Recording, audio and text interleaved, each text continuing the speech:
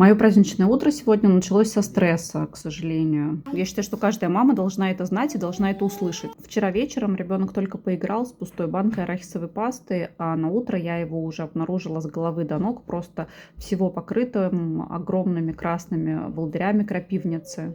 Даже если вы даете своему ребенку микродозы в 8, 10, 12 месяцев, и у него нет никакой реакции, не будьте уверены, что в последующем у него не будет жуткая реакция, аллергия просто по всему телу с головы до пят. И вот сейчас только к 5 вечера мы уже с мужем более-менее успокоились, вся эта проблема локализована, устранена, мы уже сделали все, что требуется, ребенка посмотрел педиатр, мы сдали анализы, и завтра мы едем на прием к аллергологу.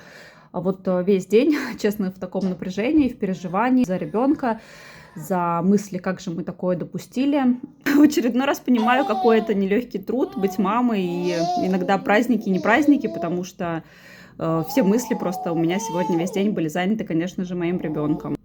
Да.